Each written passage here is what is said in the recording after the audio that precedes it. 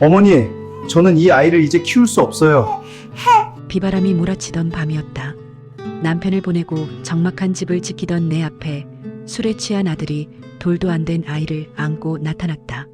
사업은 망하고 아내도 떠났다며 죽고 싶다고 울먹이는 아들을 보며 가슴은 무너졌지만 나는 울지 않았다.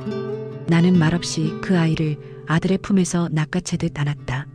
작고 뜨거운 몸이 내 품 안에서 파르르 떨렸다. 죽을 힘 있으면 가서 아이 분유값이나 벌어와라. 이 아이는 이제 내가 키울 테니 걱정 말고 네 앞가림이나 해라. 내 목소리는 생각보다 단단했다. 그렇게 나는 환갑을 넘긴 나이에 다시 엄마가 되었다. 굽은 허리로 유모차를 밀며 시장통을 오가고 밤마다 젖병을 삶으며 새벽을 맞았다.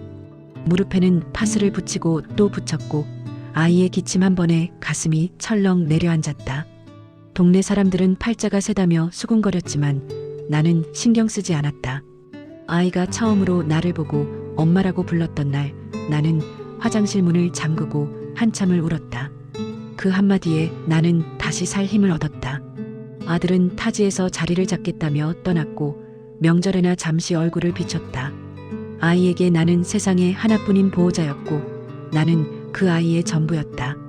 손주가 중학생일 때 아들이 재혼 소식을 들고 찾아왔다.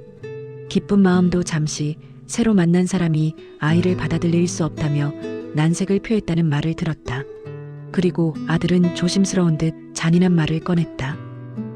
어머니 힘드시면 시설에 보내거나 따로 지내게 하는 게 낫지 않겠어요? 너는 네 자식을 2번 죽이려 드느냐. 이 아이는 내 목숨과도 같다. 나는 그 말을 듣고 아들의 뺨을 힘껏 때렸다. 떨리는 손이었지만 후회는 없었다. 그날 밤 손주는 우리의 대화를 들었는지 내 앞에서 말없이 엉엉 울었다.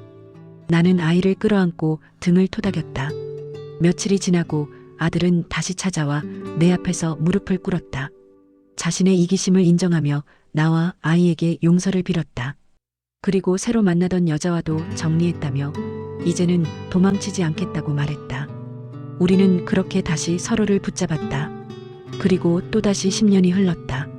대학교 졸업식 날 손주는 사람들 앞에서 학사모를 벗더니 내 머리에 씌워주었다.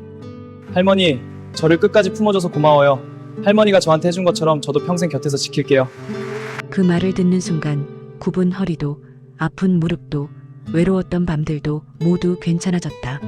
나는 아무 말 없이 손자의 손을 꼭 잡았다.